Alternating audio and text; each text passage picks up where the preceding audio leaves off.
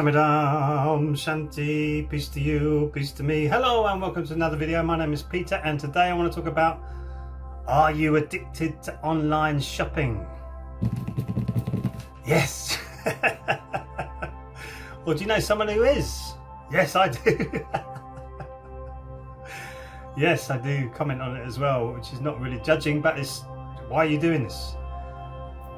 Well, many of us are now spending more time on online shopping because we're being forced out of the shops. Well, we have been for a little while during this lockdown, and high streets are failing. So less people are going into town centres, city centres, and it's not good for the little guy. The little companies that should be there all on the high street selling their wares. They're not. It's all the big boys now, and that's a big thing in itself. It's something to talk about, but for another day. But you've got high streets now dying, so you've got more online shopping, and it's so where did that come from?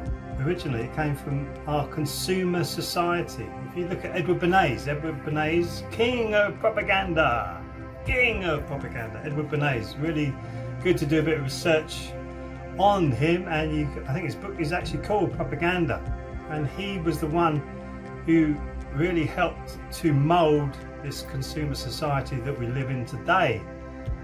And he said in his books, use their liberal natural tendencies against them, so that they feel like they can go and spend whatever money they want on whatever rubbish that we sell them.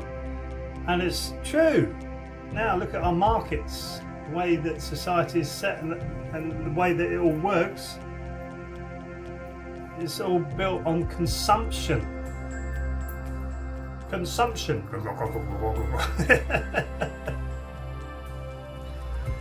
So consumption, we're consumers or users as well. If you look at the computers, I really don't like that term, user. You're a user of a computer. You're a consumer. I don't like that word either. And yet these are the labels that we're given. So how they keep us consuming is obsolescence. Have you ever heard of that word? There was a great film or documentary on obsolescence, and they showed a picture of a very old fire station in America, and they showed the light bulb that never been turned off, and it'd been going for 100 years. So they said 100 years for a light bulb. So what they do is they call it obsolescence, where they put into the product they're creating something that will break it down after a while, so it no longer works. So you have to go and buy excuse me, another product. It's like when we used to have washing machines, you'd go and buy a Bosch. There's not product placement, by the way, I'm not being funded by Bosch. Buy a Bosch washing machine and it would last you for years and years and years and years and years and years. Now, who knows where you go to get any decent standard of anything, because there's so much obsolescence put into it, because you have to go and buy another one after 5 years, 10 years, whatever it is. Now it won't last a lifetime. And I've just found that with stereos. Again, this isn't product placement, but I know Denon. I use Denon in my studios as a power amp, and also we've recently bought Denon CD players. I know they're old fashioned, but we still like to have CDs. And after a few years, the CD player starts to go wrong. Obsolescence creeping into a product as good as Denon, we feel. So this is everywhere in your clothing. Your clothing could last for years and years and years, but no, obsolescence is put into it, so it wears out, so you have to go and buy some more clothes, and the material becomes cheaper and it doesn't last as long, so you have to go out and consume more. So we're conditioned to be consumers, and we're conditioned to be users rather than producers and creators of our life. We consume and we use. So that's why many of us are addicted to that thrill of shopping. You get something because it's a little buzz. Of course it is. It's a little buzz when it comes to the door. Online shopping, you get the little parcel next day if you're a member of certain clubs or whatever.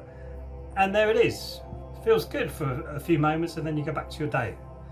So it is addictive. It's like a drug, and consumerism is like a drug. If you've got the money, you can keep buying and buying and buying, and until you've got a house so full of junk, you've got to clear it all out and start again.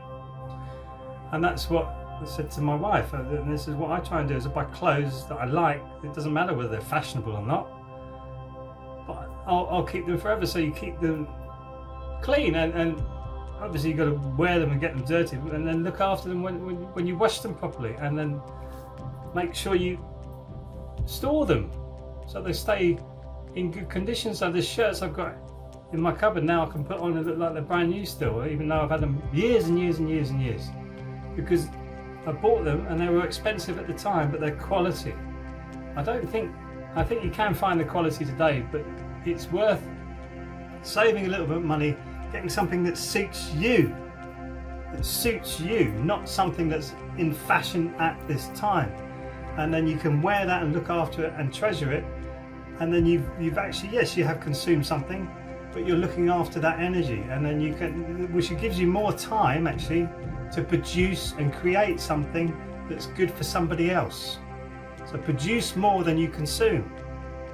If you can produce more than you consume, so are you watching more or are you creating more? Really, really important points, because you as a human being are the creator. No matter what you feel you are actually a creator. You create your life. Whether you're being coerced into living a life, then that's something for you need to wake up out of. Or if you're enjoying that, stick with it. It's up to you. But you're being conditioned to consume, and it's all written out very clearly by Edward Bernays and how they did it, and how the controlling structure of this world has done it. Turn us all into consumers to make them up there, whoever they are, loads of money. Like Dr. John says in one of his songs, some folks have got all the money. Some folks got all the money. All the money. We got nothing down here. Dr. John, brilliant musician, but you know, everybody's talking about it, and yet we're not moving away from that. So I've got a video on here called I'm on a permanent process, where I've stopped buying certain things because I disagree with how the company or the corporation actually is. I disagree with it completely. So that is my protest, rather than going out on the streets and ranting and raving, which is no good to me, no good for my liver, because it makes me angry. I do it through the purse, and then I pull away. Like companies like Coca-Cola, I haven't drunk Coca-Cola in decades. McDonald's the same. I haven't eaten any of their products or drunk any of their products in decades, because I looked at what they were doing to the planet and I thought, this is so wrong, I cannot support this, because it doesn't resonate with my heart. Because, but so many people have been actually conditioned to eat this junk and drink this junk, cheap rubbish. How hard is it to pull them away from that? How hard is it? So to be addicted to online shopping is just another trend that's come along from us being conditioned to be a consumer or a user society, rather than creating what we want out of life. And that is such an enormous point. So if you do feel like you're consuming too much, take a break. It's like detox. It's like if you're drinking too much alcohol, take a break. Not good for your body, alcohol. Little bits, it's up to you whether you want to take little bits or not. Are you drinking lots or binge drinking? Not good for your body. Same as smoking, eating meat, dairy, not very good for your body. Not good at all. You can become vegan quite easily now, especially with all the information that we have, and the vegans that are so full of vitality and strength, power that we see at the moment. I'm a vegan. I'm not saying I'm full of strength, vitality, but you know, I'm feel great because of it. And you can too. Stop consuming the rubbish that's being fed to you. It comes from the media, comes from the books, comes from the meme that we're born into. It's all an illusion, it's all a maya. And we can stop consuming, because we are supposed to be a consumer society. And if their markets fall and drop, so be it. Let's find another way to live. There's some amazing human beings who are creating new ways for human beings to coexist together. Male and female energies meeting and working together like the yin and yang, starting to co-create a society that we actually all want. Not just a few want, we all want it. We're born into this thing and it's hammered into us to say this is the only way it can be. And it's rubbish, rubbish, rubbish, rubbish.